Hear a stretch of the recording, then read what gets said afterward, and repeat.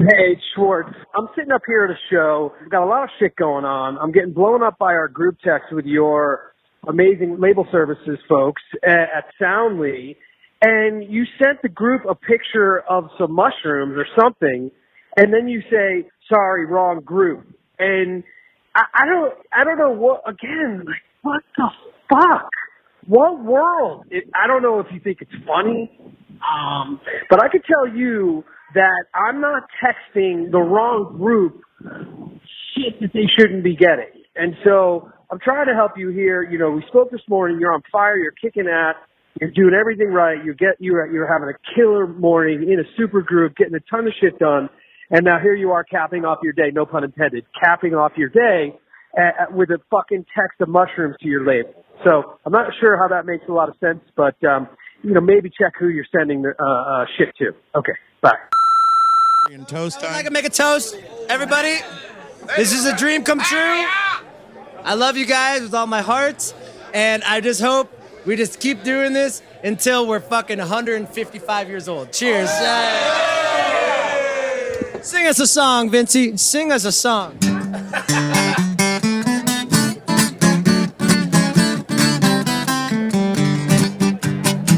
Well, you can drink beer on a Monday, on Tuesday, on Wednesday. I think that would be nice. Well, you can drink beer on a Thursday, on Friday, on Saturday. And please take my advice.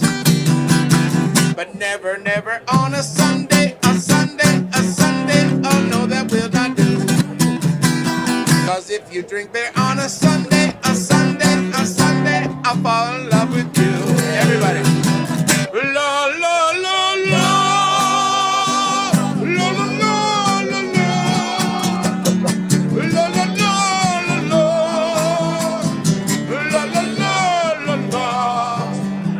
Solo.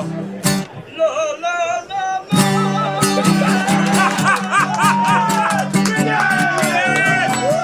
La, la, la, la, la.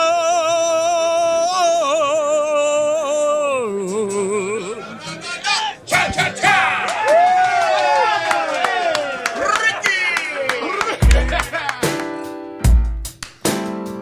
All right, and we're back. Andy Frasco's World Saving Podcast. I'm Andy Frasco.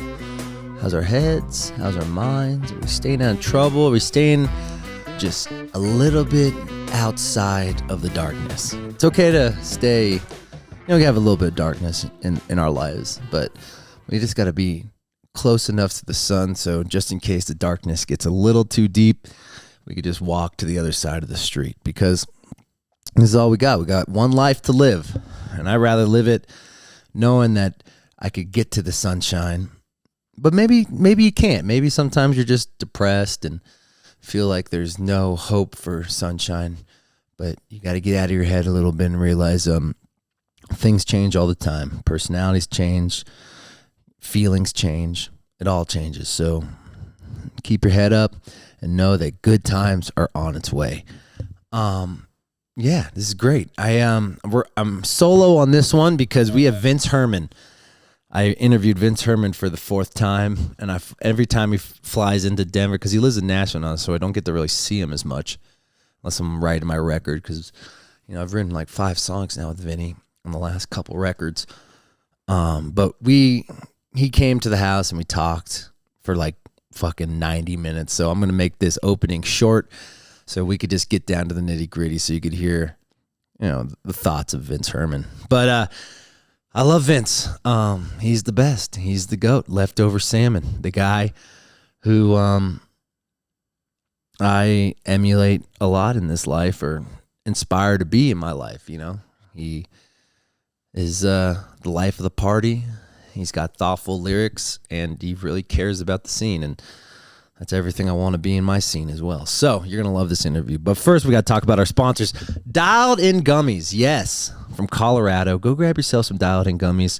It's a very Colorado episode. We got Vince Herman on the show, so you might as well be eating Dialed In Gummies if you're in the Colorado area. They're the best. I take them every day when I go to sleep, or I take a half or a quarter when I'm flying, just to get that little zen moment, because everyone is going through anxiety, or maybe like for me, like it's hard for me to smoke like anything anymore. I have like bad allergies and bad sinuses. So if I need a little buzz, popping a little dialed in gummies and we're all set to go. And then also, if you want to watch this video, like watch it with your eyes and not just your ears, head to volume.com. Go to volume.com/Andy Frasco. All the podcasts are archived in there. So if you want to watch, you want to go back and maybe you listen to one on Apple or Spotify. And you're like, I want to rewatch it or re-listen to it, but I want to see my favorite artists. You know, I'm not saying I'm your favorite artist, but that'd be awesome if I was. But if I interviewed one of your favorite artists and you want to see their facial expressions and see how they really answer the questions, head over to volume.com. And also, if you're a creator, if you want to like get in the live stream game, go to volume.com/creator. Get yourself in there. This is 2023. People want it to feel as live as possible now, your shows or your entertainment. So you might as well give the people what they want. And if you are a big music head, they have a whole bunch of shows archived. And they're going to be streaming new shows at the Bitter End in NYC for all the volume.com fans and listeners. So head over to volume.com for everything live stream. And I guarantee you'll find something you love, I promise. All right, Vince Herman. Wow. I'll do the pitch for Vince right now, even though podcast fans, you know Vinny. Vince Herman, Leftover Salmon. He started a solo project. He's going Tupac on that ass right now. He's got the Vince Herman band. He's got the High Hawks with Adam Gruel. And with Adam and Brian Adams, Tim Carbone from Railroad Earth. I mean, the High Hawk. I sat in with the High Hawks last week or a couple weeks ago, and that band's on fire. It's like a bluegrass band turned rock and roll, which I fucking loved. And then Leftovers going on tour. It's like they got a crazy song. I'm worried about him. He's gonna be busy as shit. So I was glad he stayed at the house and we had a beer too. And conversation about life. But Chris, play some Leftover Salmon. Or Chris, play some Vince Herman band. He's going solo. Play a song from the Vince Herman project. He's the man. He's my favorite person on the planet. He keeps me optimistic. He keeps me inspired. I really think you're going to love this. He's going on tour. It's like a super bluegrass tour. He's going on tour with Railroad Earth. And who else? Oh, I forgot the other band, but the other band's gonna be pissed that I said that because they've been on the podcast multiple times. And then he's also going on tour with Little Feat. Leftover Sam's going on tour with Little Feat as well. Big summer for the boys. I'm excited for them. I'm happy for them. They're out there. They're fucking kicking ass. And then you'll see. And Vince Herman is in his solo band is going on tour too. And I think I'm playing with them at Mountain Music Festival. And so we're going to do a super jam, you know, how we always do. That's my boy. All right, guys. Are you ready? I'm ready. This is 90 minutes of fucking knowledge. Knowledge nuggets from our man from Leftover Salmon. Please enjoy Vince Herman. Wow. A hero comes to town. Vince Herman. Hey, bud. How you doing? I'm fresh off the plane, man. I know. What? God. Tell me why San Francisco. You just got back from San Francisco. Yeah. Why is San Francisco so important to you? Why do you always keep going back for Wavy Gravy's birthday? Oh, Wavy Gravy is just, I don't know of any other human who has done so much with a life. Right. Really, there's a film about him called Saint Misbehavin' that kind of gets into it. But man, I mean, he's done everything. You know, those famous riots in Chicago in '68. Yeah. You know, Mayor Daley and stuff. Wavy had his back broken at that. What? And, has suffered with it for years with back pain. How did he break his back? The police beat the hell out of him in the riots in '68 in Chicago when Mayor Daley was, won't you please come to Chicago and all that stuff. What the fuck? In fact, I just saw a thing with Graham Nash saying that Wavy Gravy called him and said, hey, you should come to Chicago. And he wrote, that's when he wrote that song. Holy shit. So his back was broken and all that stuff. And for all these years since then, he's been going to kids' hospitals and stuff as a clown and, just bringing brightness to them, even though he's in just total debilitating pain. Is Patch Adams about him? Yes. Well, Patch and he were good friends. What? Yeah. So yeah. Patch was a person too that was doing this, and like, so they were like a team, and they were just basically making people happy in hospitals. Well, they definitely spring from the same humanity. Wow. You know, just really great people. I mean, he's done things. He's told me stories about when the International Whaling Commission was about to try to make regulations to stop whaling. Yeah. They went to The Hague in the Netherlands, where this world meeting was taking place. Yeah. And they were, just to show presence for the whales. He's a Bay Area guy. He got to support the whales. So, Yep. they were, doing what they could to do the thing, and they were part of kind of related to the street theater scene. The Chicago actors who did this real kind of thing. Their whole thing of theater was bringing reality into it. So they took theater to the streets, and that's what the Chicago riots were in '68 and all that kind of stuff. Oh, the shit. Living Theater, Yeah. it was called. Well, Wavy took those lessons, and as they were hanging out in The Hague wondering what they could do, they got this idea to get a water pump, a hose, and spray it out through the RV that they were traveling across Europe in. And they got paper mache and made the RV into a whale, and then drove in front of The Hague with all these reporters and all this stuff. And there was this whale driving through that got on all the international news programs and all that stuff, I mean, Oh my, Wavy fucking great. he shows up at protest as Santa Claus now, so he doesn't get beaten up. Who's going to beat up Santa Claus? No one's going to beat up Santa Claus. So how do you get in cahoots with the dead and that whole San Francisco scene? Like, why did he move to San Francisco? And well, he was a beat poet. He was in. I just hung out with Maria Moldauer this weekend. She said that she saw Hugh Romney, who was what was Wavy's name before B.B. King gave him the name Wavy Gravy. B.B. King gave Wavy the name At the Fillmore. Yeah. What? Why? Man, dude, you're like Wavy you're Gravy. like Wavy Gravy. Shout out to B.B. King. Let's go. Yeah.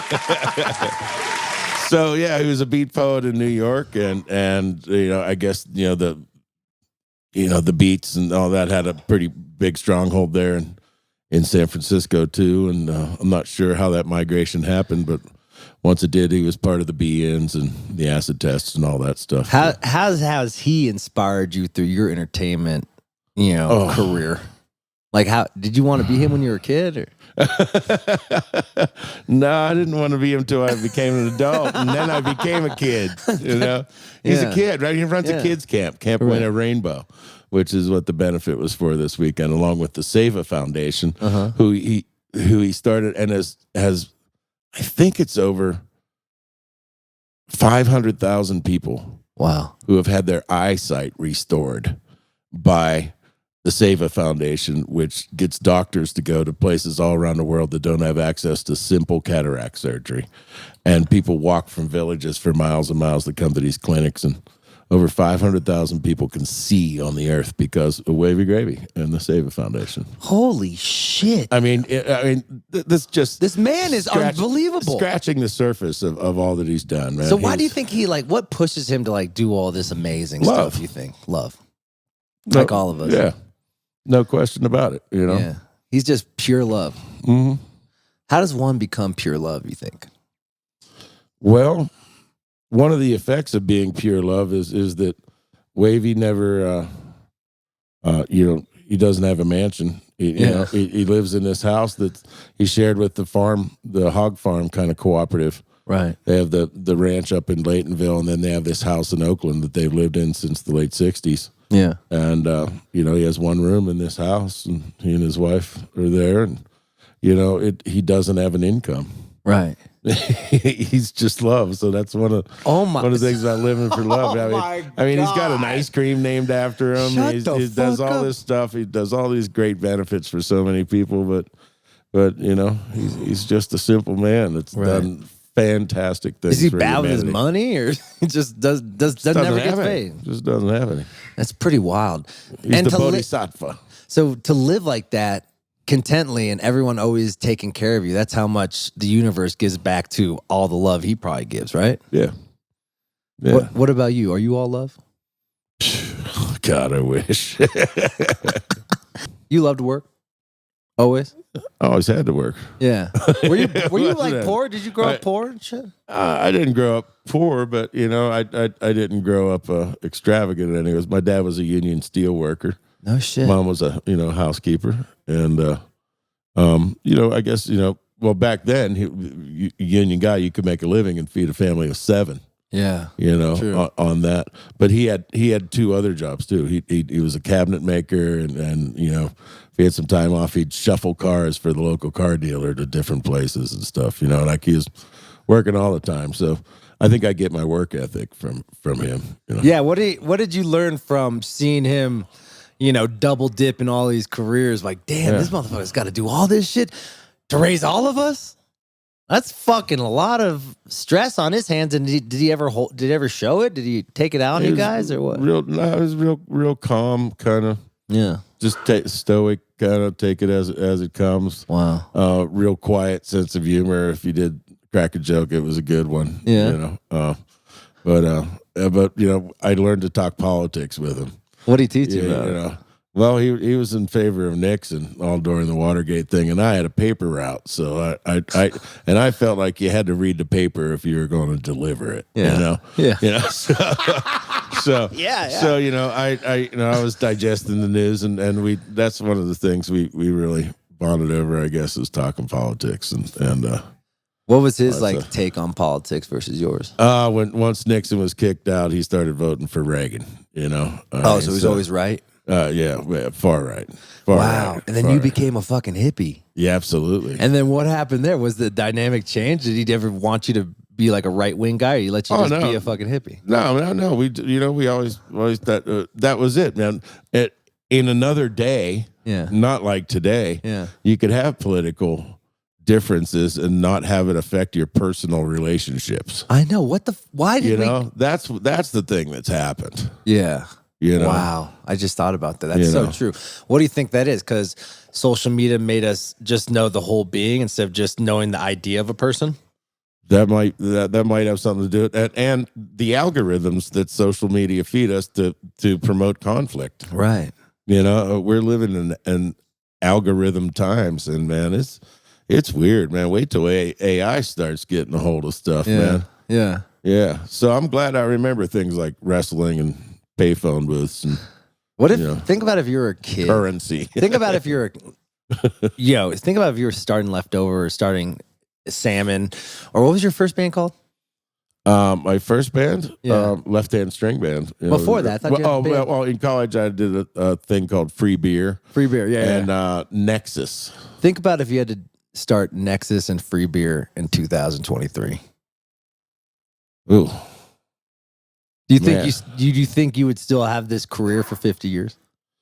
I don't know, but it'd be fun to be 18 again. Fuck yeah. That would be fun. I wouldn't mind a do-over. Yeah. Why? But it's a rougher world now, I think. Yeah. Do you think you could be Vince Herman that you transformed in 2023?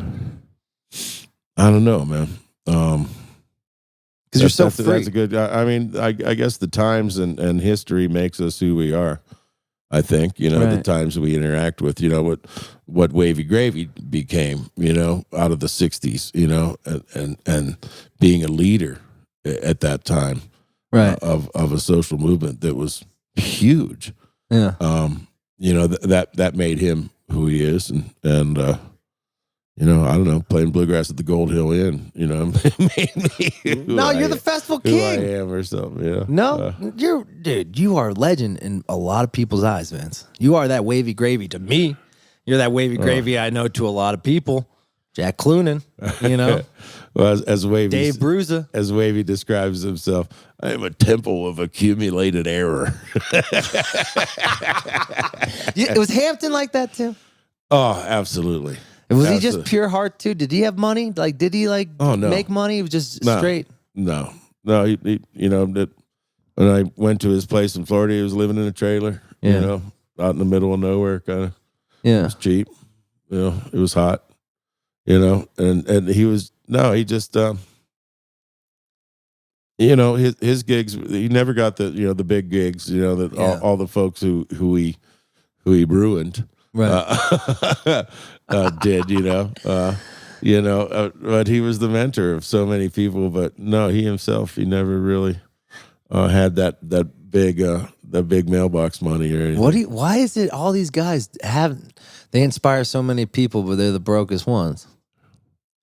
Because there's nothing wrong with that. Yeah, they don't mind it. Nothing wrong with that. You know. Yeah. See, I grew up in a community where, and I was like, my parents taught me I have to make money. Yeah. Money, fucking money. You gotta make the goddamn money. Yeah. I'm like, it's stressing me out. Yeah. Yeah. But like, I wish I could feel that way. How do I change my mindset of just like not worrying about money and just worrying about, I guess, being present, I guess. Because I do give a lot of love to everyone, but I still stress about money all the fucking time. Well, man, you're in the love business, man, and business takes, you know, some attention, right, and some headspace to how to figure out how to make it all work, man. Putting 6 guys into, I mean, I bought a Toyota Sequoia for $5,000 about 6 months ago, and I'm touring with Vince Herman band. 6 guys in the back. There's a missing seat in the back, so it's like the hole. You get to sit in the hole. You know, someone takes the straw, man, to be the 6th guy. Back to the fucking old days, baby. Back to the old days. Go. You betcha. You betcha. Is that a weird transition, like just being on a bus with leftover and then like doing your own project and like having to be in Tacoma and shit? It's great, man. Yeah. Yeah, get to be in a band with my son, man. That's what I wanted. I wish he was here with us. Yeah. Like him growing up and shit. It's like I think of this with LeBron James. His son, so he's been in the league, he's 40. His son had just turned 17, going to USC. Then he's going to go to the pros. So this is going to be the time LeBron and his kid could play together. Ooh. But like how does that, I think about that moment. Like I don't have kids, so I don't know that how truly magical that must fucking feel that Silas, you know, followed your footsteps and being a musician, and now you guys are playing together. Like, what's that fucking feel like? It's the best, and you know, Colin, my other boy, is a musician also. Oh yeah, THC. You know? Yeah. Herman, songwriter, singer. You know, they're both doing this thing, you know, and I apologize to them for sending them down that road. But, you know, I think we've learned that this is how you enjoy life with friends, you know, and it's the thing to do to make music and make joy. You know, like I said, that's just what we do. Right. You know?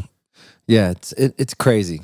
I don't know how, like, do you remember the moment where you realized, oh shit, this is exactly what I want to do? I remember when I understood what music was for the first time. Where were you? How old were you? Give me the whole thing. I was in 8th grade at the Smoky City Folk Festival in Shenley Park in Pittsburgh, Pennsylvania.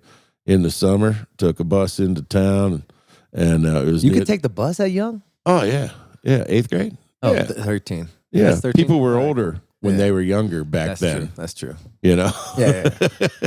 My mom was so neurotic. I had to have a walkie-talkie to go to the fucking park.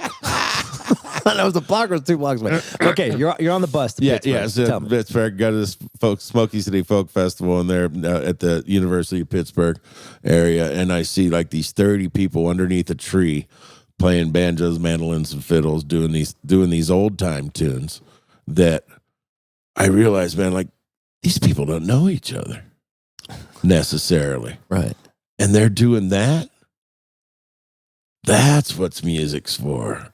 And if you like learn this common repertoire, these old time tunes and bluegrass tunes, then, and it occurred to me that I'd always wanted to travel. Yeah. You know, and it occurred to me, man, if I learned those and I could travel, and I could meet people and have friends wherever I went playing this stuff, sign me up. Wow.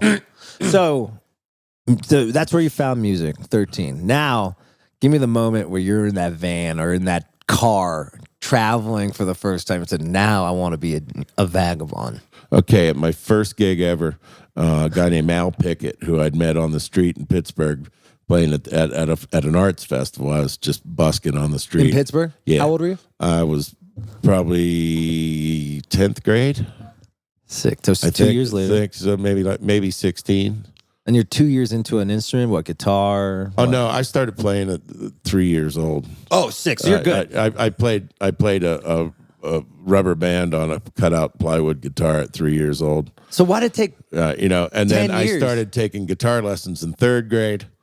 By 8th grade, I was already playing and doing that kind of stuff. And then I saw what it was for. So, so 10th grade, I'd met this guy with an upright bass on the street in Pittsburgh, and he said, "Hey, man, you want a job in this country band I'm playing with this weekend?" You guys just walking around the street by yourselves with your guitars, and all of a sudden, hey, man. busking, In Pittsburgh? Yeah, Was Pittsburgh popping? It during the arts festival. Yeah. It was, Sick. So yeah, man, he came and picked me up in my van. I wheeled my guitar amp out to the van and jumped in, and he fired up a big one and put in David Grisman's Mondo Mando record. Really? Which I'd never heard anything like it, and went to the gig, and I had a absconded with some of my mother's mascara, and I got that little bit of mustache hair that I had enhanced, and I used Al's ID and drank that night. No way. Yeah, and it worked? They were like, worked, this man. motherfucker ain't fucking 21. Yeah. Or 18. What was it, 18 back then? It was 21. Yeah, then. wow. But it was with Eddie and the Night Riders. Ed Close, man. This kind of. Were you smoking pot yet? Yeah. Oh, You were smoking pot like 8th grade? 8th grade, yeah. 8th grade, 9th grade, something like that. So you get into the bar, you're 16. Yeah. What's going on in your head? Like, whoa. Well, it was the gig was at Archie's Gone Country on Route 51. Is it still there? Outside of Pittsburgh? Probably is.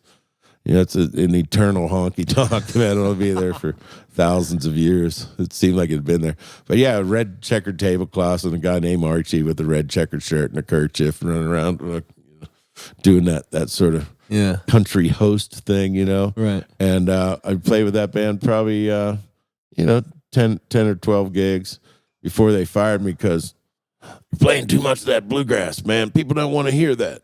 They want to hear country. Who were you listening to in 9th and 10th grade where you're like trying to be inspired by? Man, Doc Watson, David Bromberg, Country Gentleman, Rollin' White. That kind of stuff. So you're playing all that in this rock band, and they're like, what the fuck's going on? Yeah. No, it's not a rock band. It was a country band. Country band, honky tonk kind of stuff. And you're playing all this picking stuff. And yeah. So what'd they do? They stop you like, hey, they just, hey, kid, and you're done.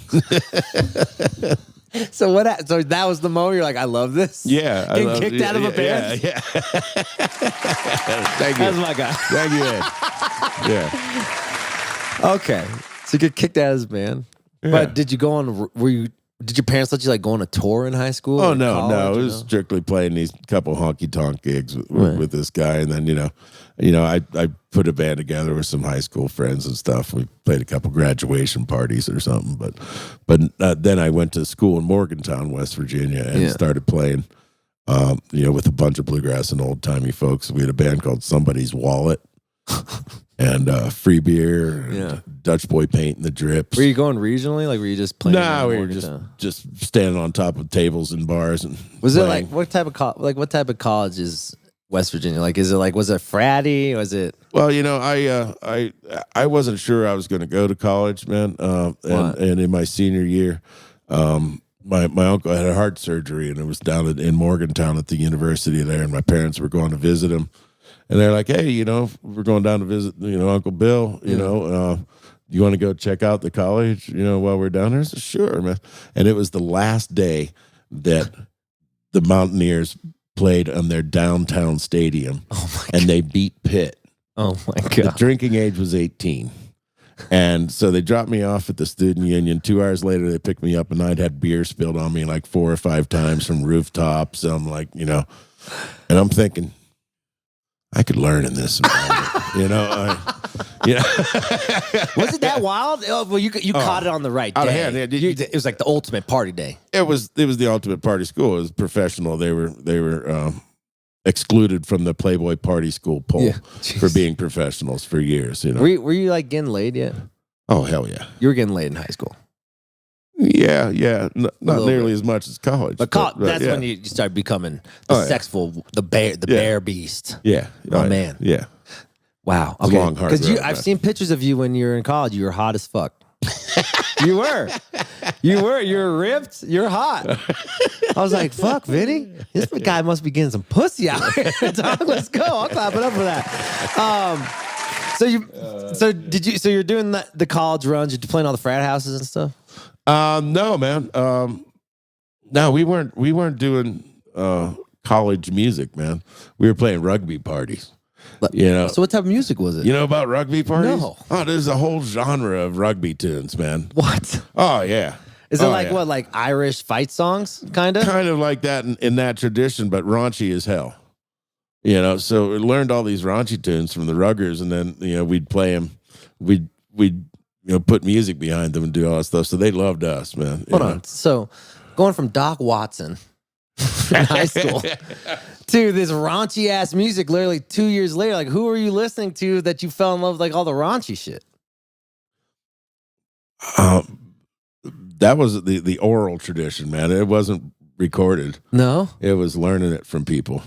So just meeting people at the songs bars songs that are handed down by the rugby players. There's this whole genre of rugby songs that like soccer songs and all that kind of stuff. It's like Irish pubs where they just turn. God, I wish I had that. I wish we had that in our culture. Yeah, maybe they have it in New Orleans. I mean, you just did it in San Francisco yesterday.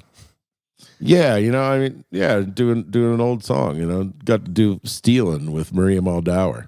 Yeah. Which is just a bucket list for me, man. Maria Muldaur is like my model of what a cool hippie chick singer is, man. And it took you met her once before this? I met her once before, I think, at Sweetwater in Mill Valley. But this was the first time we got to hang and what was sing it together. like? How'd you feel?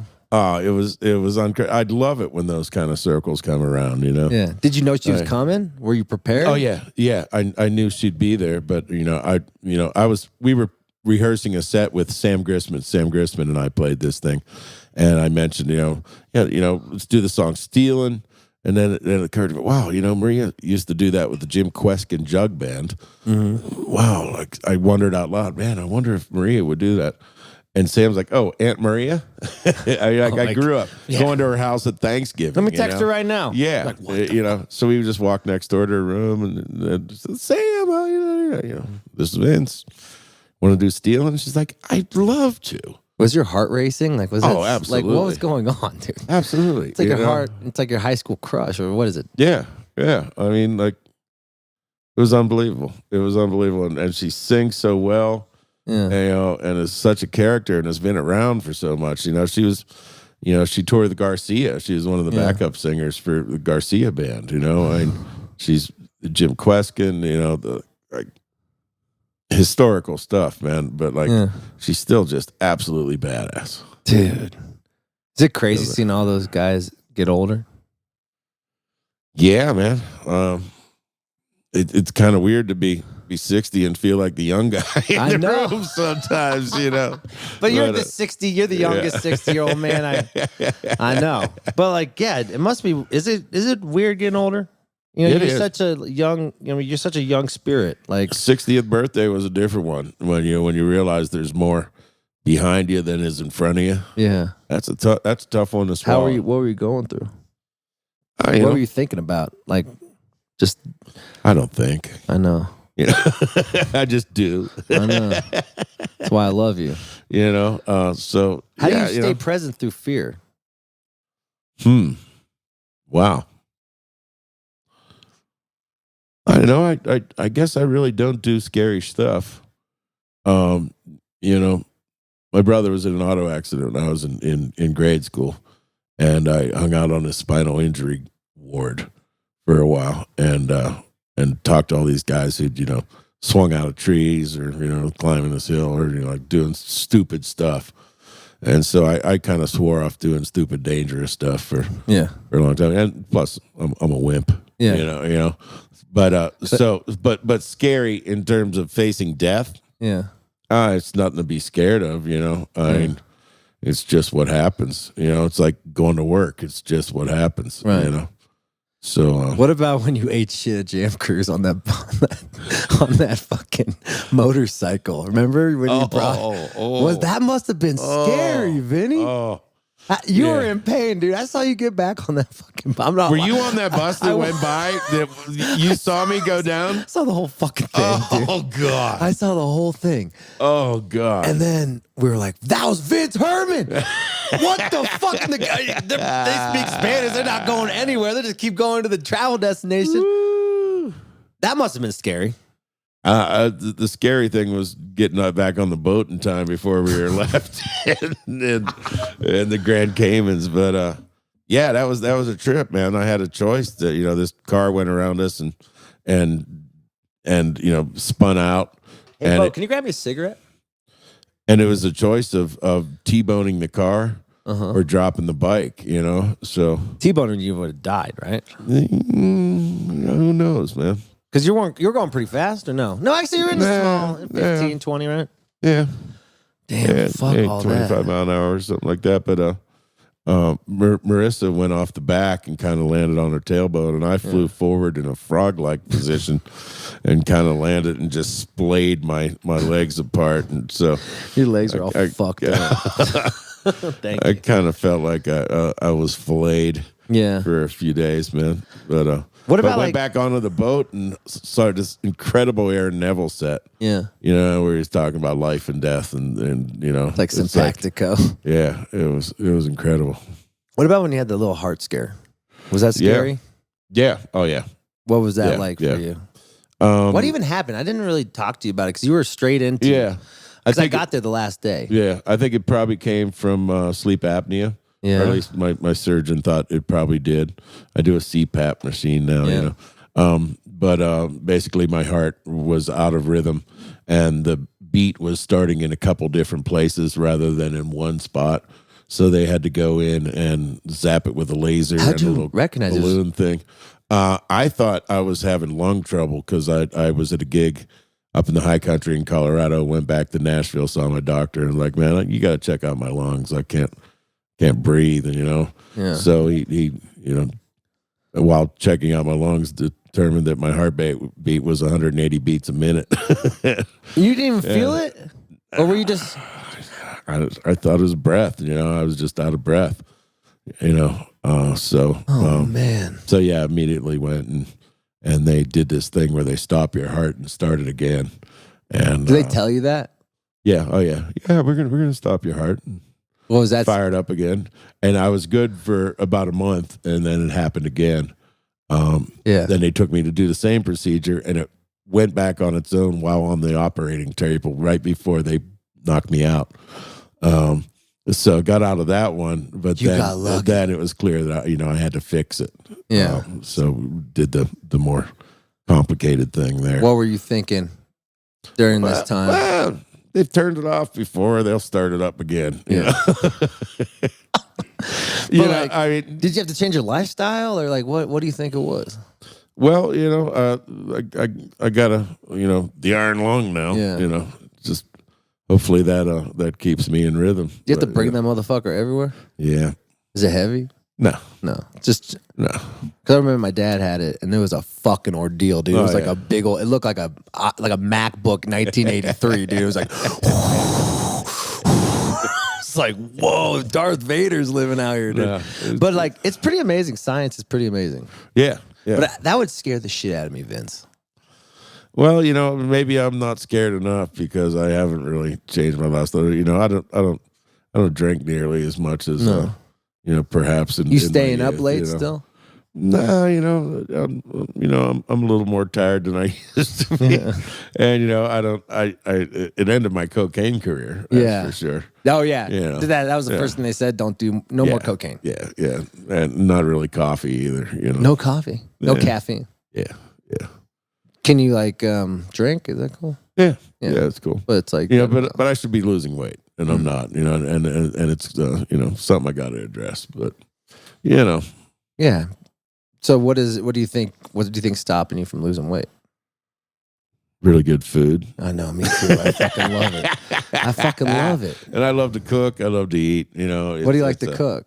Oh man, all kind of stuff, man. You know, what I really love to do is grow stuff in the garden, cook it up like, you know, a good veggie lasagna, you know, made with zucchini or squash right from the garden, you know, and peppers and tomatoes, and like make your own sauce, and like, yeah. Do you think Nashville is like the best thing that ever happened to you? You're surrounded by musicians, songwriters. I'm in a more creative period than I've ever been in my life. Bro, I've written, you know, probably more songs than I have in the rest of my life in the last, you know, year and a half. Why? Do you think it's because you have all these people around you that will just help you, like, keep creating? Yeah. When your environment, well, that's what people do, you know. Like I go home to Nashville. I have a couple days a week. I'll write 1 or 2 of those days with folks that you know, are doing this stuff because it's fun as could be. I know. I love it. It's like I wondered for years whether my improvisation kind of thing would work in a writing room, and I'm just really psyched with what's been happening with it, man. Well, I was really lucky to run into some great writers, as you know, that pile of cats. Oh my God! You know, we got to tell people about this situation. So first of all, we got to shout out to the Davison brothers. Yeah. Album's out, man. Let's go. The album's out, man. Davison Brothers put out a new record. Our yes, boys, sir. After probably 275 songs written, they finally picked 13. Yeah. It's crazy. Those guys are writing machines. And it's such a beautiful, like, I lived in West Virginia for 5 years and just loved the place. And this album is an absolute West Virginia love song. You know, I mean, it's so good. And it's really gets to my heart, and it boogies, and it does all this stuff, you know. You have any songs on the record? I do. Which ones? Appalachian Breeze, and one other one that I can't remember right now. You're writing too many goddamn songs, man. I am, man. That's so cool. Are you writing for other people? I'm trying to do that. You know, this guy named Andy Frasco did one of my songs on his new record. Mm-hmm. We've written now 5 or 6 songs together. Yeah. I love it so much. That entices me to just have a pad out there, because I love Paul McDonald. Oh, great guy. I mean, these young cats. He just got a hold of me today. He's doing this series of concerts, like 7 or 8 of them, to feed the homeless in Nashville. You know, he's got an outdoor space to do it in, and he's like, he's making the charge, doing those good things, man. What music can do. You know who the GOAT is? That young kid. There's 2 GOATs, I think. Chris Galbuta. Have you ridden with him yet? Yeah. Oh my fucking Chris God. is a monster. GOAT status. Yeah. And wrote this great one called Field Hippies with him. Really? Yeah. How's it go? You're so good with words. You are too, so that must have been magical. Came up with this word, cocomolly mushaketamine. Look at that naked eye up in the tree. Must have did some cocomolly mushaketamine. Fucking genius. You know who else is a wordsmith? That Aaron Raitler. Aaron Raitler. Oh my he's God. badass. Have you ridden with him? Oh yeah. Did any of those tunes make the record? Yeah. A lot of love songs is one I wrote with him. Oh my God. And there's a song on the new High Hawks record coming out in the fall called Somewhere South. Wrote with Aaron and a guy named Ben Chapman. Who's Ben? Ben's a young writer. Lived with Aaron in Nashville. Has a lot of cuts on a lot of records. Has a good new record out. A young Nashville cat is going to be blowing up. You know. You ever ride with Rob Snyder? Yeah, Rob Snyder is. He's a bad motherfucker too. All these guys. New Jersey guy. Yeah. Channing Wilson. Oh, God. And he put out a new record, too. I love how all these songwriters are putting out records. Adam Hood. Monster. Yeah. And he just put out a record. Yes. Is there Blackberry Smoke is the band on that, man. That's some strong Blackberry stuff. Smoke is the band on that? Yeah. Damn, these guys are powerhouses. Yeah. So, like, it must make you feel fucking young and energized that you get to create every day, even when you're off the road. Because that must have been tough, you know, going home and like going to like I remember in Oregon, you're in some fucking farm, and then like you're just always in these fucking out, you know. Now you're in the city, kitty. Yeah, man. With all the songwriters, like that must make you feel awesome. Like you said, you're writing the most songs you ever written. How do you like pick the good ones? Phew, man. You know, the ones that rise to the top, you kind of do a better demo of. You know. That's kind of what happens, and you know, you see, you know, I'm throwing some songs out there to people who are looking for songs. I'm starting to get messages from people. Hey, man, you got any songs? I'm doing a record, So cool. So I'm psyched to be doing it, And like, you're going solo like Tupac Shakur over here, fucking the Vince Herman band. What was that like? Well, man, it was fun after 33 years doing this for a living to finally make a solo record, and meeting up with Dave Ferguson, Ferg, to produce it was a big thing, and you just called together all these A-list Nashville cats to make the record. Once I kind of figured out what songs to do, and man, it just delivered. And Silas is on the record too, and he hung with those A-list Nashville cats, man. He really won all their respect. Why hasn't he moved to Nashville? He'd kill it out there.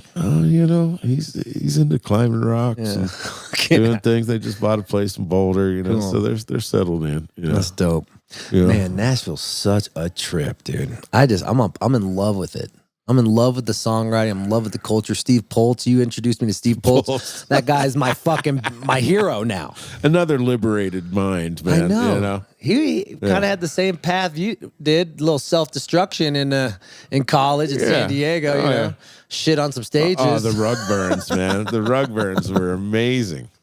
That's what I'm saying. Dude, can bands like the Rug Burns, Leftover Salmon, I guess I'm doing it. Just this rock and roll, just like free style. It's like, do you think in 20 years it's going to still be a thing? Or do you think it's just getting more and more? I hope so. Anything else that makes you feel like that? No. It ain't going away. Okay. I get worried. Yeah. I get worried that rock and roll is going to die. Well, I get worried that the pitch clock is going to really screw up baseball. Yeah. Last night the Giants had 2 on, and the dude gets called out for taking too long to bat on a 3-2 count. Yeah, that's fucked up. That ain't right. That ain't right. That ain't right at all. So that's the same thing with rock and roll. I can't take mushrooms on stage without getting yelled at by every goddamn concert promoter in the whole country. I'm just trying to live the name out of the Leftovers and the Poltzies. Well, there's all kind of ways to do it, Yeah. I love Del McCurry. Yeah. Del ain't gonna drop F-bombs on stage like, certain guy does in his podcast or anything like that. Were you the one there's who all told kind me? of ways to do this, Were you the one who told me when you did you sit in with those guys and those guys, or someone said fuck or something? Yeah. The McCurry freaked out. Like, you did not say, he didn't say anything in front of everyone, but he took them to. There was a certain folk singer they were touring Europe with that dropped F-bombs on the first show, and they canceled the European tour because, and this is serious, man, because Del told me, Vince, I built this career and people knowing that when they come to my show, they're not going to be offended. Mm-hmm. They could bring their family, they could do whatever. And I've got too much invested in that to have somebody do that and destroy that. Right. So I respect that. We couldn't do that. Oh my God. So it's great. Yeah. I mean, it matures you. And it shows you that you don't have to just, like, that's what helped me too. Like, I used to be all shtick. Now I just do one shtick and I just rely on the songs. And it just takes someone to tell you, you don't need to talk about pussy and talk about, you don't need to do that every 10 seconds. Play the songs. Yeah. The music is what, you can get to that same spot of euphoric energy, like I think what you're talking about. Yeah. With, everyone does it in a different way. Yeah. So, and it's all legit. It's all legit. It's expressions of joy, however you mine it out of yourself, right. Man, and it's being you. Yeah. That's who you are. Right. That's okay. Yeah. It has implications of who your crowd's going to be and all that stuff. Yeah. I'm good with that. I'm fine with that. I'm not going to be Justin Bieber. No. Too late, man. Too late. I'm not going to run for Congress. Andy Frasco eats a bag of mushrooms in Oklahoma. No, but so it's like you talk about, that's me. That's totally me. What are you, Vince, in your eyes? I'm that guy that stood on bar tabletops in Morgantown, West Virginia at 18 years old with my pants dropped to my knees, singing raunchy rugby tunes at closing time. What was the raunchiest one? Oh God! Do you like cringe thinking about these songs now? Now it's 2023, or are they just like part of the times? Like they still? Yeah, this is all part of the times. I don't regret any of it. Songs all served their purpose for the time. Which was having a good time of just unbelievably free expression. What was the wildest moment in your whole life? Wildest moment in my whole life? I can't, craziest, freakiest. Right now, thinking about it. Like at college or something, right? Or just was it free love? No wild orgies to report or anything like that. Okay. But there was this time I went to a Grateful Dead show in Morgantown and went to a party out in the woods afterwards. And it's 4 a.m. and I'm sitting on this picnic table and these 2 women in white robes come over to me and start tickling me. And go, we're the Joy Division. We're the Joy Division. And, I'm hanging out and laid back on the table laughing. And then you go, oh my God, dropped acid on you? Yeah, it dosed me. And when'd you get into that? High school. Eric Clapton. Wow. Civic Arena. So go back. They drop acid. So yeah. So fast forward from 4 a.m. till 10 a.m. when I was hitchhiked back into town, covered head to toe in fluorescent paint and mud, and got dropped off in front of the student union there, and just in time to go take my test in social change in Appalachia. You couldn't have time to change it. And I decided, I'm not going to go take that test. I'm going to take that tomorrow. And so I walked into the student union and I saw a sign that said, want a job out west? Interviews today at 10 o'clock. I went to a job interview, covered head to toe in fluorescent paint and mud. No fucking way. Yeah. And nobody in the room acknowledged that I looked any different than anybody else. They were just afraid to even address this elephant in the room. And you're just sitting there in a sterile, waiting room. Yeah. Kids with suits and shit. Yeah, and resumes and I'm just leading this discussion and half hour later, it was clear that I was the best qualified for the job of selling books out west. Did you get the job? No, I didn't. I didn't follow up. But so maybe it's a great thing. Maybe life is just all about just saying yes. Yeah. And forgetting to be embarrassed about who you are. Yeah. Even if you're covered in head to toe in mud, in paint. Were you still tripping dick or Oh yeah, absolutely. And you were hold on.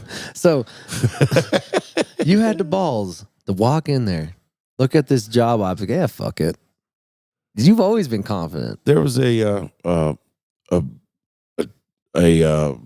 board of the university dinner going on with all the big to-dos and all that stuff, And I took a band of 8 bluegrass players and busted in one door and led a parade through the thing and out through the other. It was the college president, the board of regents, and Were they cool about it? Or were they strict? It was Morgantown, man. Yeah, I don't know much about Morgantown. Was it a hippie town or what was absolutely. it like?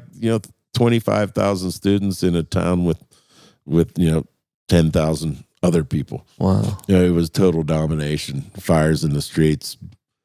Couch burning came a little later. What about any protests? Yeah, man. In fact, I was studying education and was doing a classroom observation at the University Hill School and I was way behind, man. I wasn't getting my hours in. It was early in the morning. I just wasn't making it, And I put up a sign for a protest march between the student union and the county courthouse for an anti-nuclear thing, Physicians for Social Responsibility and all that kind of stuff. And I put this flyer up on a board and then went into the classroom to do my thing. Right. And over the PA comes, "Will Vince Herman please report to the principal's office?" And so I got up out of the class, and the teacher, the principal, said, one of the students reported that he saw you putting up this sign for this protest thing, and 2 days ago there were members of the Communist Party up here on the hill passing out pamphlets, and the students ran them off the hill, burnt their flyers, and threatened to beat them up. So the student came in and said, "Hey, I saw this guy putting this sign up. You need any help in removing him from the school?" So he's like, well, for your safety, I'm going to have to ask you to leave. And you're not going to be able to come back and do the thing. So I had a meeting with the head of the Department of Education at the university about endangering the program between the school and all that kind of stuff. And he said, "Well, you're not going to be able to finish the thing. Why don't you write me a paper about what you learned through this?" And I wrote this pretty amazing indictment of the school system. Tell me, what you thought? Yeah. What'd you write? Well, the fact that, that the guy whose class I was in, I was just about to raise my hand and object to something he was saying. He was talking about physicians for social responsibility coming out against nuclear war, right? And saying that this is bullshit, he was one of those guys, and so. Yeah, I talked about the Communist Party folks being kicked off the hill, and education be about a discussion of ideas and all these things, and so anyways, I wrote this paper, and I never would have had the hours completed, so I aced the paper, aced the course, and really came out. What'd your teacher say after they read that? Aced me. It's like, all right, this motherfucker cool. knows what he's doing. Yeah, and what really. Made me, and a big part of the paper was my experience with the course that I had been instructed, right? And no discussion of social issues, no anything like. They were training teachers without a conscience of the larger picture, which education needed to do, right? Which perhaps we're seeing the results of not doing now. Right? Yeah. Why do you think that is? Because we can't fight back through. Argument. It's just their way or the highway. That's becoming more and more. I think Newt Gingrich started that with the Deal for America, where it was the first time that it was like, okay, team, we're side A. Let's not do anything that side B wants to do. Put the line in the sand. Yeah, just for our good, right? For the good of our brand, right? And rather than for the good of the country and for the good of humanity.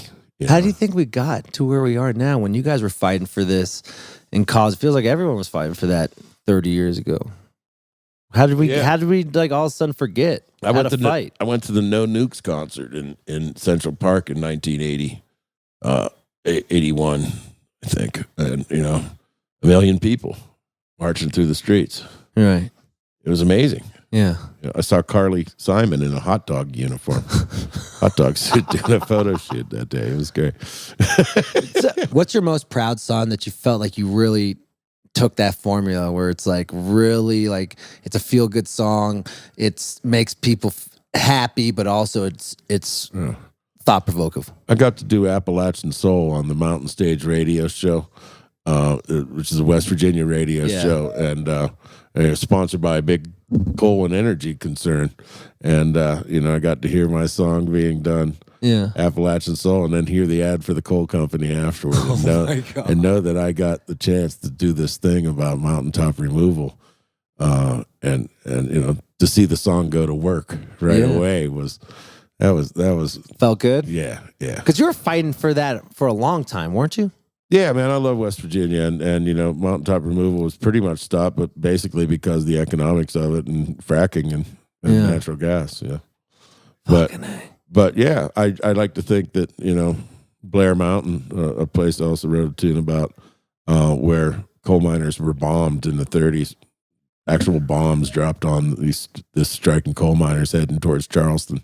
Yeah, and they were bombed in the hills there at this place called Blair Mountain, and that was scheduled to be mountaintop removed, and had this big uproar about it, and got it put on the National Register of Historic Places. Holy shit. It should be a monument to American labor. Yeah. It was the foundations of the unions, growing at that battle. It really swayed public opinion in favor of the unions. So, like, when you're fighting for that, and then what's the other side of that? Do people lose their jobs? like those towns, like Yeah. I think about. I'm not thinking about that, but Yeah. I think about like paper mills. Yeah. A lot of paper mills are going away, and some of those gets like 15,000 jobs. Actually, what caused me to write that song, Appalachian Soul, I had a couple days off on a solo tour, and I went through Harlan, Kentucky. I always wanted to go to Harlan, so I went there. What's Harlan? What's Harlan is a coal mining town deep in Kentucky. It's pretty legendary. And they in just the based union their world. city just on coal mining. Yeah, the whole town is the economy is coal mining. Yeah. Holy shit. So I wanted to go check it out, and on my way into town, I saw this high school with like a ton of cop cars at it, and like just overflowing things. I'm like, what's going on there? Right. I went in and just randomly ran into a meeting of mine people, protest, environmentalists, and regulators having a public comment period on mountaintop removal regulations in West Virginia, Kentucky, and Tennessee. Shut the you just randomly Ran into it. And so I'm sitting in the audience, and there's guys with hard hats, there's guys with suits, and there's guys with backpacks. All three sides, What? kind of in there. And I'm listening to these guys testifying about if they lose their job doing mountaintop removal, then their kids probably aren't going to be able to work in there. But the fact of the matter is, if you do this mountaintop removal, your kids and your grandkids are going to be living in a destructed area that's not going to have tourism, that's not going to have all those things which these beautiful, beautiful places on the East Coast can give to that big East Coast crowd of people. And you see, like in West Virginia now, the trails and all these things that are they're drawing in a ton of tourists. If it's not totally trash for mountaintop removal, right? And so you see these guys saying, I want jobs so my kids can stay here, and your job is going to make it so your kid can't stay there. Jesus So they're not really they're making the argument saying it's for the future, but really it's just for their fucking greedy ass money they want to make now, because they're not thinking about the future, because it's for a way for them to make a living now, right? It's not necessarily their greedy ass, the workers. Oh, I thought you were talking about now the mining, the suits. That's what I thought you were talking That's about. another. Now this is like a guy in a hard hat. My grandfather was a union miner. So they're worried about the economy. Yeah, they're worried about keeping their jobs. Yeah, exactly. Feeding their family. Okay. Which is I misunderstood that. You can't. Yeah, but the suits are the guys that are. So what were the suits saying? The suits are saying the same thing that the guys with the hard hats are saying, because they're using them. Then what about the hippies with the backpacks? They're saying, are you kidding? You're going to destroy this place, and what's going to happen then? Yeah. The rivers, the waters, and you have these big slurry piles sitting up on top of mountains, ready to just cave in these dams and flood valleys and schools, and Just destroy the land. Yeah. So you got out of that meeting randomly. It's fucking amazing. FYI. Yeah. I think. Do you ever believe in like serendipity? Like you were born to write that song. It happens all the time. Maybe, Yeah? Rockstar parking and stuff like that all the time. I fucking love it. I just end up where I need to be, as we all do. Yeah. Oh my God. Might not recognize it at the time, but we all go where we need to go. When did you think? Sorry, your weed is very strong. I'm like a Fresh from California, man. Yeah. I smoke that low tolerance shit, Vinny. Come on, you're trying to kill me here. Fuck, I lost my train of thought. I've never seen taller ants than you have here. Oh man, I lost my train of thought. But I was thinking about. Okay, so is thought a train? Yeah, does thought come from within, or does it come at you like a wind? Yeah, because consciousness, may exist separately from what our brain perceives it to be. Let me think about consciousness. May be external. Yes. Like, do you believe that you don't write the songs; it just comes to you, like a vessel? Sometimes, yeah. What about now that you're not often enough? But what about now when you're just practicing all? I mean, you're working on your craft every single day. You're writing 3 songs a day, whatever you're doing. Whatever you're doing. I don't know what the fuck you're up to, but I love it. But like, do you know when the vessel is open, even when you've written you're writing 3 or 2 songs a day or 4 songs a week? Like, Do you know that special moment? Like, oh shit, I'm opened up. This is gonna be a good one. No, there are times, I guess, when you're a little more cinched up and not as open to the possibilities and weird little changes or things. Sometimes you're more open to that than others, but I think for the most part, it's like shooting basketball. Like, yeah, you're gonna play. Sometimes you have a good game, sometimes you don't. It's like, but you're still doing the same stuff, right? It's kind of like that. What was the? And sometimes, man, you get to write with some really good people, and it's like the Lakers and the Warriors back and forth, man, until the end. And like, oh, are we gonna get this? Yes. Yeah. Do you ever have like a couple years of writing block? Yeah, 30 of them. Yeah. What was the worst? I was writing like 1 or 2 songs a year for 30 years of Leftover Salmon. I wasn't a songwriter really until I moved to Nashville. Pretty much. I mean, I got all kind of unfinished songs, but I never finished songs. Why? What do you think? It was always, I'd write something for the record, and that's about it. And I found more songs than I wrote.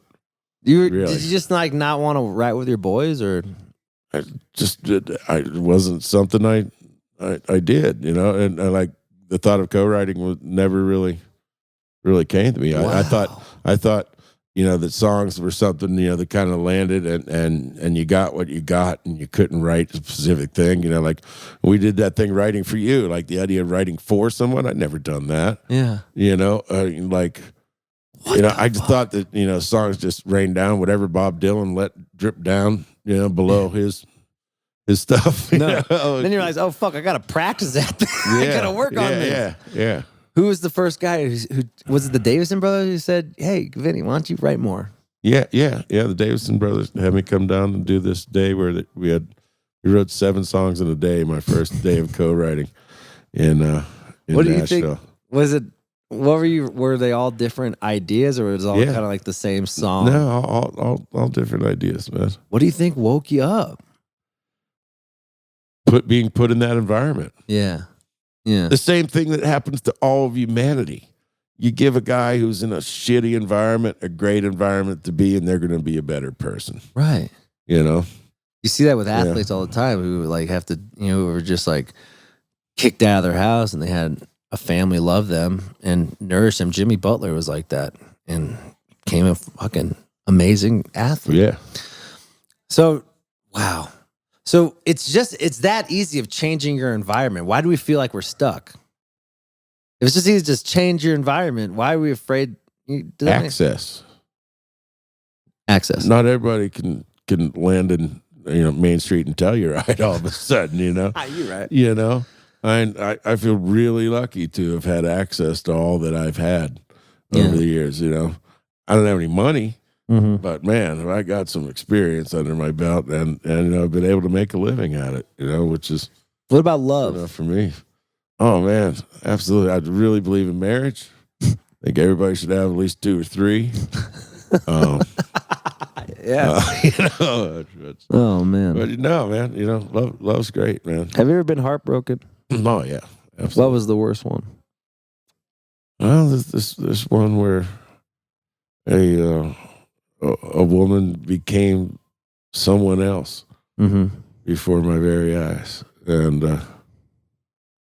I couldn't relate to that new person. Yeah, and man, that was a tough one.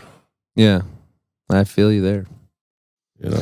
But yeah, man, I'm just really lucky to have had some great companions through life, and in all kind of different eras. I think everybody should have several lives. Yeah. They leave, in this one. Do you ever regret leaving any of them? I regret that, my family wasn't more cohesive, but and certainly the traveling and all that stuff has kept me away from my kids for way too long. Right. But it's my passion, and, being, modeling, following your passion is I think something I believe in. So I hope that makes up for it. Yeah. Did they resent you when you were a kid? When they were kids, or? I don't think resent, but there's still issues, that they're left with from not having me around. Yeah, like why is the dream? Everyone, the American dream, follow your dream, follow your dream. You follow your dream, it just fucks up everything else in our lives. It leaves challenges along the way, and it certainly, like Pete Sears, I was hanging with last night in San Francisco, playing the Jefferson Airplane, Hot Tuna. Yeah, he was with the David Nelson Band now. He's I'd been on the road with him before, and every night at 7:00 called his kids, and his wife, like every night. That's what happened at 7:00. I can't say I ever did that.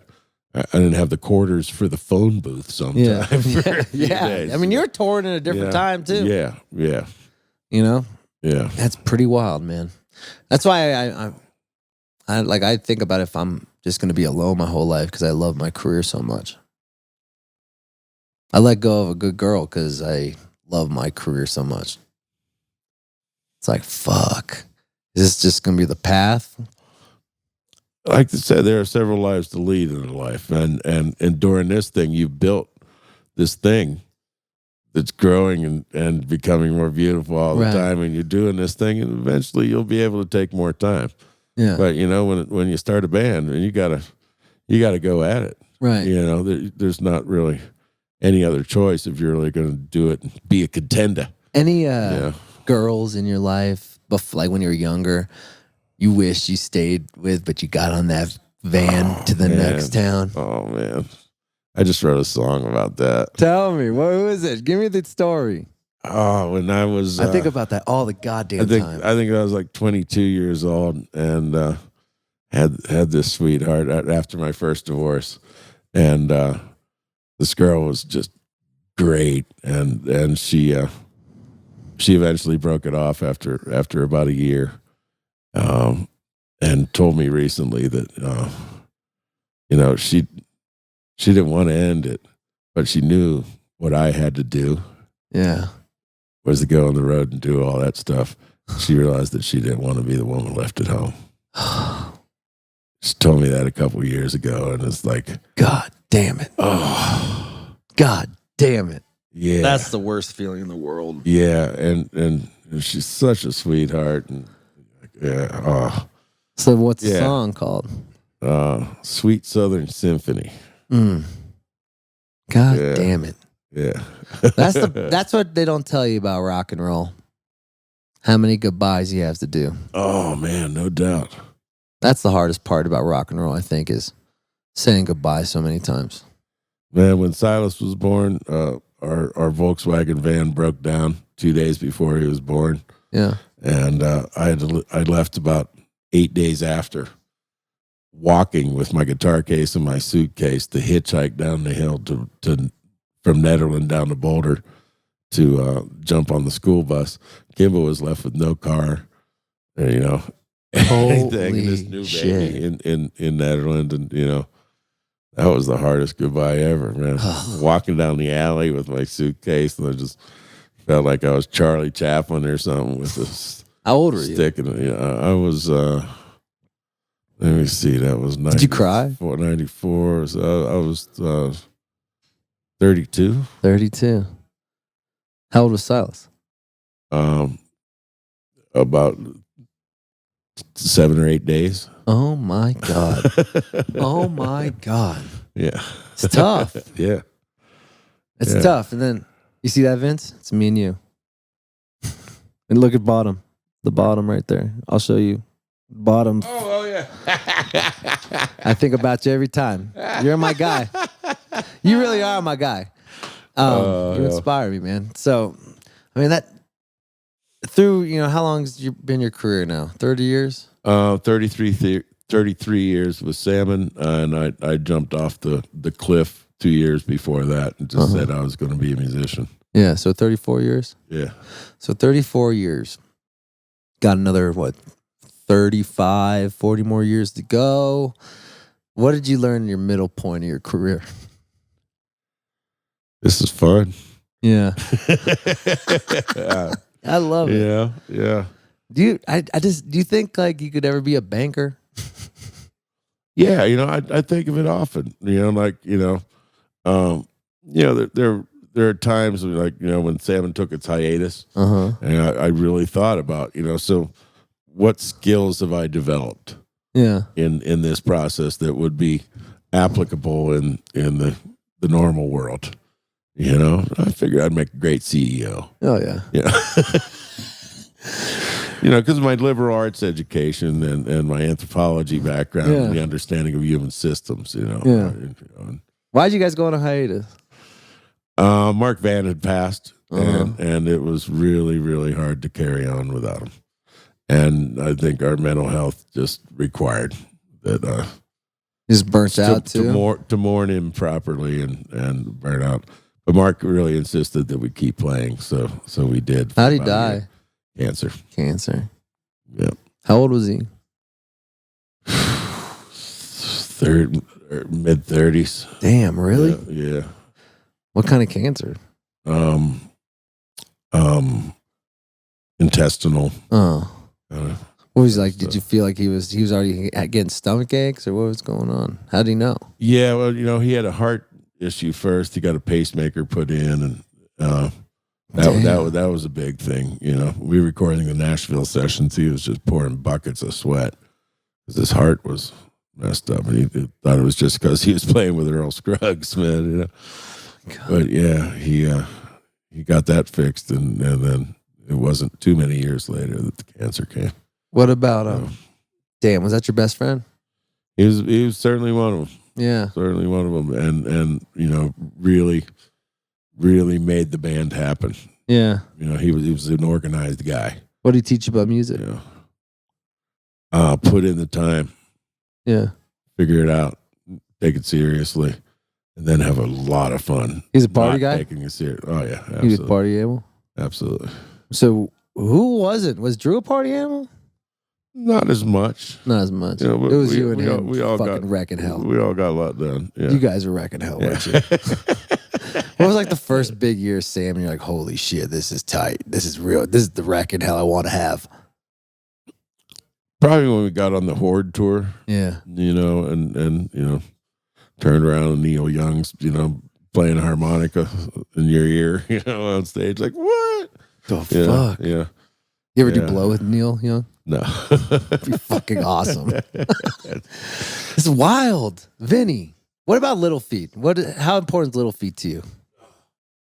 Massive, man. Massive. Lil George is, man, just model of a player and writer. And the experience of getting to know those cats has just been amazing. Yeah, aren't you guys going on tour? Yeah, we're going on tour this summer. Yeah. Summer run. Sick. And having Bill Payne in the band was just the biggest thrill ever. Just encyclopedic knowledge and his repertoire musically is just always surprising and incredibly complex, and really. Did you ever meet Lowell? I never did. Fuck. He's like amazing. What happened to him? How did he die? The night of partying that didn't go so well. Yeah. You know a lot of people that's happened to? Yeah, a few. Does that scare you? Yeah, I've taken that lesson. Have heart. You? Yeah. Did you ever do like musical theater or drama? I did a play my senior year. What? Dark of the Moon, where I was a guitar player, narrator, wandering kind of guy. And I also did one in college, a thing called Slate Fall, which is a coal mining. So you love theater. You've always loved all that stuff. I started off as a theater student in my first year in Morgantown. Okay. Oh, and the hippies. Yeah. Oh my God. It's all making sense. So my first day of acting class. Yeah. There's like 15 people in the room, yeah. and the teacher's just sitting there, like he looks like Jack Nicholson with a bowling cap, and he sits there and is just looking at us for a while, and then says, "All right, A and B," everybody say A, B, A, B. All right, A, stand up here. And stood up there for 45 minutes. And then he said, all right, B's. Stood up there. They stood up there for 45 minutes. Nobody said anything or anything. Everybody just went through the nervous shit they do. Like, some people are like, what is this? This is stupid. What is, and he just said, oh my God. At the end of that 45 minutes, all right, man, read Still Life with Woodpecker. See you Wednesday. What was he? Oh my God. It was a class on improv. Unbelievable. And he just sized us all up. What did he teach What you am I about working improv? with her? What did he teach you? Everything I know. Really? What did he teach? Yeah. Like, what was the thing that's like making the mind blank? Okay. And not, doing these things that led you to just spew without the filter on. Doing writing things where you're concentrating on the tip of the pencil rather than what you're writing and see what comes up.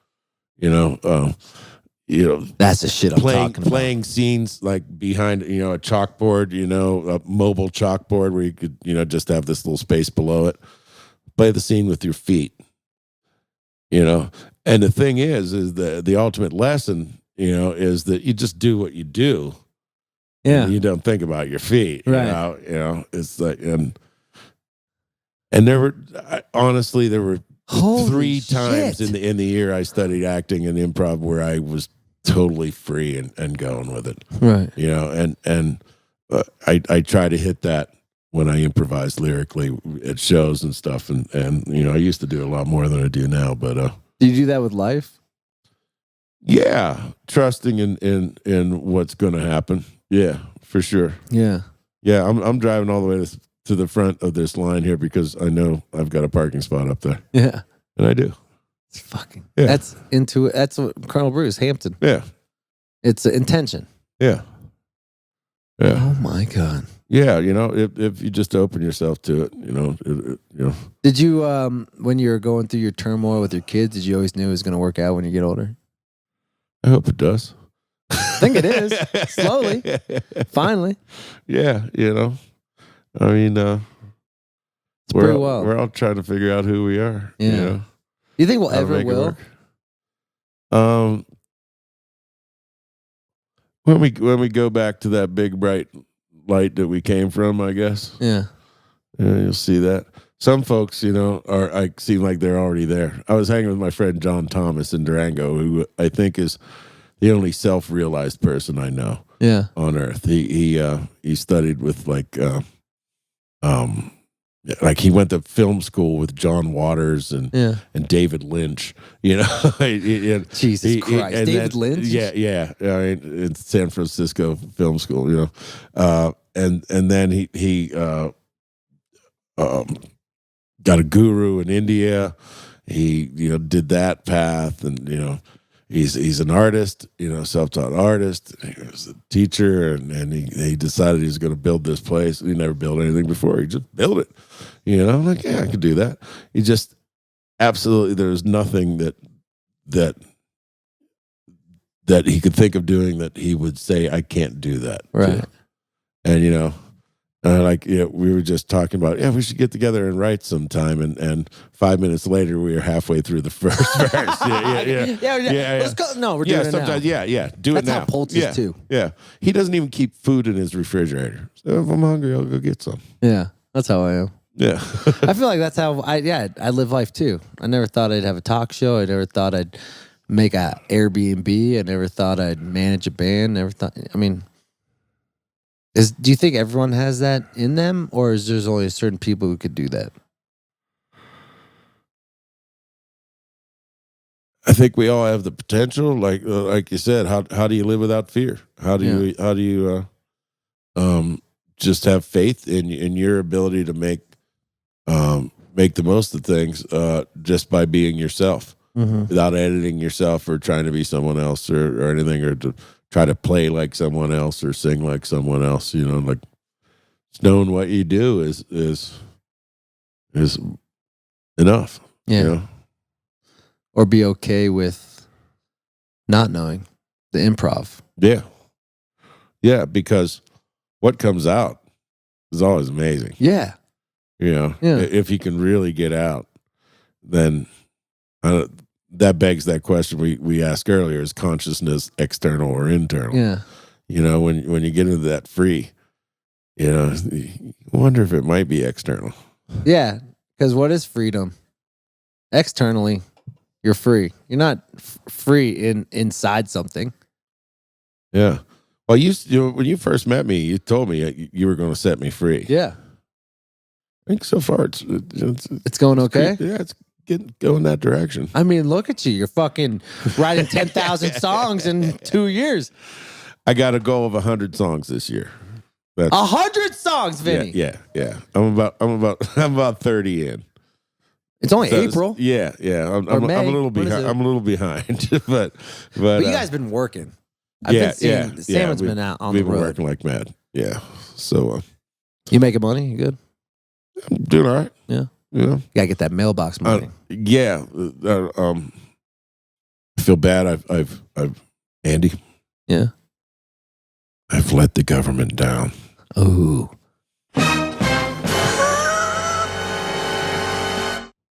I haven't paid my taxes in, how many years? Well, not last year and not this year. Fuck the government. Go get them, Vinny. You don't need that. Damn.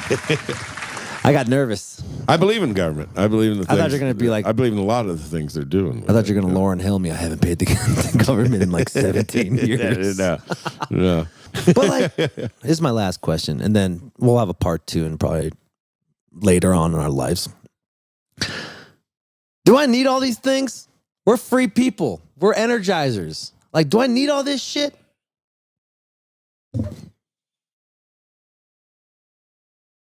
There's a chance you do.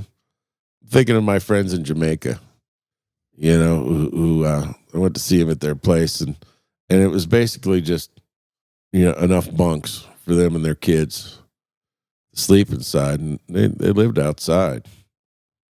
You know, They're happy. You can't quite do that here. No. You know. No. In America, you said. You know, my friend Job Bim, you know, we stayed at his place and just ate from his yard for like 3 days. And Silas was leaving there and said, man, I think I know what it means to be human now. It's not that hard. No. You know, we asked Job Bim, he was showing us his gardens. And they were like, how often do you water? Water? Me no water. You know? Water. And he had all these different vegetables. Oh yeah, man, bread, fruit, and like all this stuff. Why? So why? That's what I'm asking. Like, why are we overthinking all this shit? Well, you heard Todd Snyder's song "In the Beginning"? No. It's great, man. You know, in the beginning, he talks about cavemen, and you know how they got this place, you know, and one day this cave guy found this really cool thing, and he took that back and put it in his place. And next day he finds this other cool thing and he has it in his place. And then this guy comes along and says, you know, you got these really, I've got these really cool things, you know, and so the other cave guys are like, man, let's kill him and take those really cool things, you know. And they're about to come kill him. And he says, no. See, God chose to give these to me, man. And if you just listen to what I say, God may give these things to you. But first, why don't you just clean up around here a little bit for me here? No, and ain't it a bitch that all these years later, we're still using religion to keep the poor from killing the rich? Unbelievable. You know, and that is Herman Frasco, 2024, our political party. Yeah. We will kill religion. Hit the music, Chris. Yeah, you know, but I don't know, how that answers the question before. I think it does. Yeah. I think that's the reason why we're musicians. And I think that's a full circle of how we started this conversation. Yeah. We didn't want that to rule our life. We want love and what music brings to our souls and the people around us. It ain't the things, it's the people. Amen. There you go. I'm thankful to have you in my life, Vince Herman. Yeah, buddy. I love you. You for being a friend. Oh, yeah. Now we're back away, back again. We started from the bottom, now we're here, girl. Oh, yeah. Vince Herman, ladies and gentlemen, thank you so much, Vince. You got a new record. You're going on tour with Little Feet. You got a bunch of shit going on. We're doing a thing with Railroad Earth and Yonder Mountain. Oh, my God, I forgot about that tour going on, you know. Got some Vince Herman band shows coming up here in Colorado this weekend, and doing it all, man. Playing festivals with the Vince band and high hawking and salmon and writing, and it's just, life is good, brother. Don't burn out on me. I need you. I need you in my life, okay? Never will. Thank you. Thanks, Vince. Peace, brother. Love you.